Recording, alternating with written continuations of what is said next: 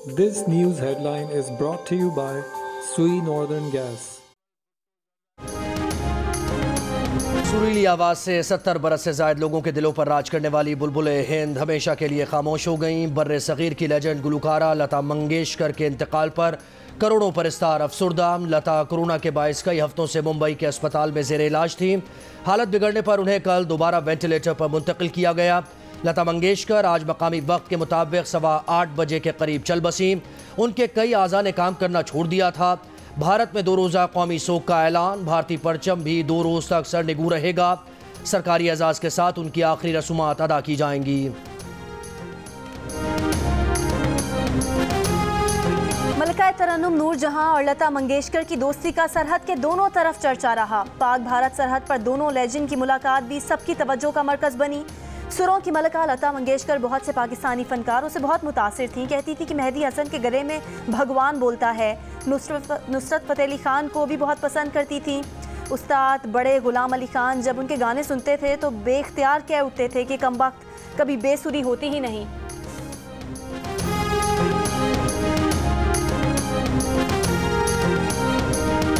गुलकारा लता मंगेशकर के इंतकाल पर बॉलीवुड शख्सियात का खिराज अकीदत। म्यूज़िक कंपोजर्स और गुलकार ए.आर. रहमान ने लता मंगेशकर के साथ अपनी पुरानी तस्वीर शेयर की। अदाकारा हिमा मालिनी ने कहा वो खुशनसीब है, उन्होंने लता मंगेशकर के गाए हिट गानों पर परफॉर्म किया।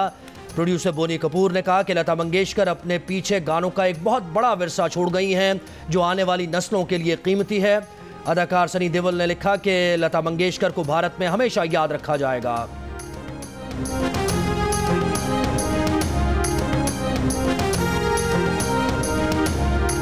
वफाकी वज़ीर इत्तलात और नशरियात फवाद चौधरी ने कहा है कि लता मंगेशकर का इंतकाल मौसीकी के एक अहद का खात्मा है। लता जी ने अशरों तक सुरों की दुनिया पर हुकूमत की। लता मंगेशकर की आवाज़ का जादू रहती दुनिया तक बरकरार रहेगा।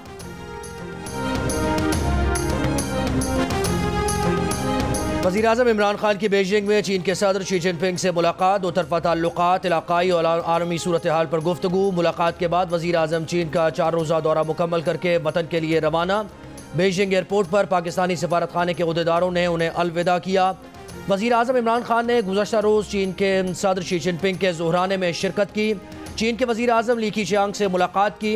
China energy and engineering corporation और पावर चाइना के चेयरमैन से ऑनलाइन मुलाकात में पाकिस्तान के तवानाई के शोबे की बेहतरी और सरमायाकारी पर गुफ्तगू हुई।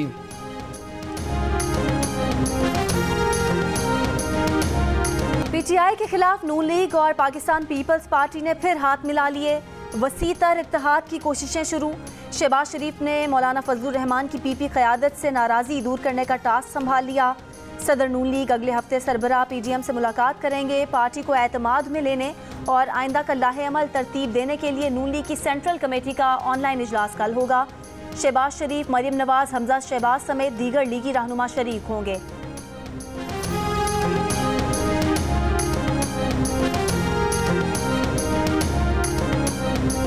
पीपल्स पार्टी के ज़ेर एहतमाम नसीराबाद के इलाके रोपा में जलसा। पार्टी चेयरमैन बिलावल भुट्टो जरदारी कुछ देर में जलसे से खिताब करेंगे।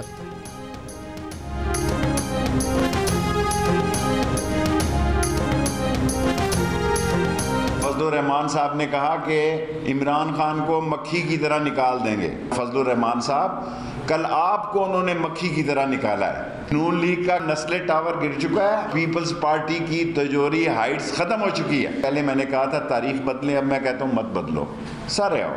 उनका अपना रूट है हमारी अजीम अफवाज का, ये अब हमारे साथ बैठ के रास्ता तय कर लें। ये कह रहे हैं कि हम घर भेज देंगे जनाब, ये मुंह और मसूल की दाल। इमरान खान को मक्खी की तरह निकालने की बात करने वाले फजलुर रहमान को नून लीग और पीपल्स पार्टी ने कल मक्खी की तरह निकाल दिया। शेख रशीद का सरबराह पीडीएम को ताना, कहा मनी लॉन्ड्रिंग और फैटफ के असल मुलजिम इकट्ठे होकर आना चाहते हैं। पहले वो कहते थे 23 मार्च की तारीख बदलें, अब कहते हैं मत बदलो, सारे आओ। साथ ये भी कहा कि ये हमारे साथ बैठकर रास्ता तय कर लें।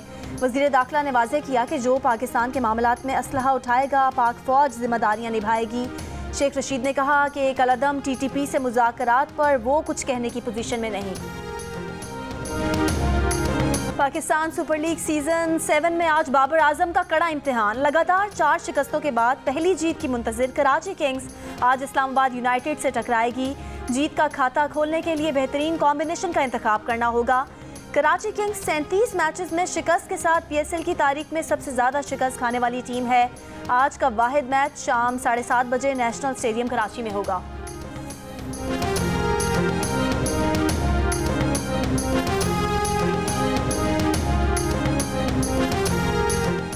मुल्क में कोरोना का फैलाव बतदरीज कम होने लगा। पेशावर समेत खैबर पख्तूनख्वा में कोरोना मुस्बत केसेस की शरह सबसे बुलंद। पेशावर में शरह 27, नौशेरा और मर्दान में 19% रही।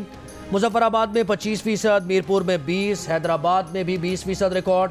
कराची में शरह 12%, लाहौर में तकरीबन 11%, इस्लामाबाद में 10% से नीचे आ गई। NCOC के मुताबिक मुल्क में कोरोना केसेस की शरह 8.69% रही। कोरोना वायरस से मजीद 30 अफराद इंतकाल कर गए।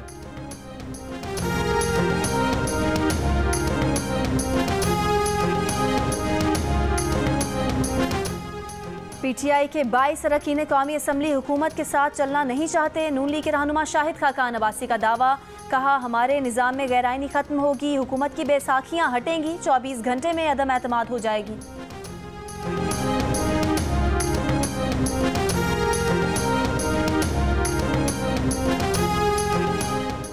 अल्लाह सियासी जमातों को ज़ात के बजाय मुल्की मसाइल हल करने की तौफीक दे। क़ुव्वत बाजू आजमाना चाहते हैं तो आजमा लें, ये अपनी सियासत बचाना चाहते हैं। तर्जुमान पंजाब हुकूमत हसन खावर का नून लीग पीपल्स पार्टी क़यादत की मुलाकात पर रद्द-ए-अमल। कहा, अगर कोई पार्लियामेंट के अंदर नंबर्स पूरे कर सकता है तो उसे हुकूमत हटाने का हक है। इस्लामाबाद में हुकूमत के खिलाफ फैसला कुन धरने से पहले जमात इस्लामी के 101 धरनों का सिलसिला शुरू। पहला धरना आज गुजरात में दिया जा रहा है। अमीर जमात इस्लामी सिराजुल हक खिताब करेंगे। सेक्रेटरी इत्तलात कैसर शरीफ का कहना है कि जमात इस्लामी अवाम का मुकदमा चौकों और चौराहों में लड़ेगी।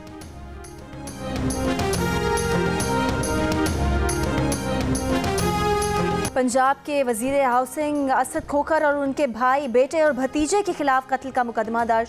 मकतूल अख्तर हुसैन को जायदाद के तनाज़े पर कत्ल करने का इल्ज़ाम। मुद्दई का कहना है कि मकतूल के भाई और वालिद को भी मुल्जिमान ने कुछ अर्सा पहले कत्ल कर दिया था।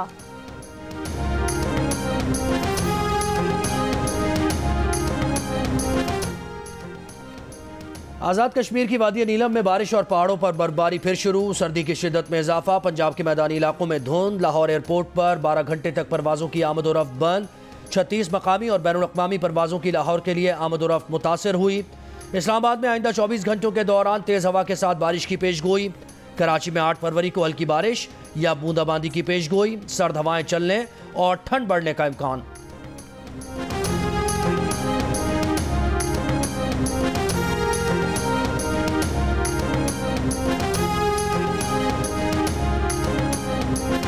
मलका एलिज़ाबेथ के बाद शहजादा चार्ल्स बादशाह और उनकी अहलिया कमैला पार्कर मलका बरतानिया होंगी। प्लैटिनम जुबली पर 95 बरस की मलका एलिज़ाबेथ का अहम ऐलान। मलका बरतानिया ने अपने पैगाम में कहा कि ख्वाहिश है कि प्रिंस चार्ल्स किंग बने तो duchess of carnival queen consort बने। मलका बरतानिया ने तवक्को जाहिर की कि अवाम चार्ल्स और कमैला का भी साथ देते रहेंगे। मीडिया रिपोर्ट्स के मुताबिक मलका के ऐलान ने बरतानिया में अगली नस्ल को तख्त सौंपे जाने से मुतालिक गैर यकीनी सूरत हाल ख़त्म कर दी। क्वीन कंसोर्ट से मुराद बादशाह की शरीका हयात है। अब डचेस ऑफ कार्निवाल के क्वीन बनने में कोई रुकावट नहीं होगी। This news headline was brought to you by Sui Northern Gas.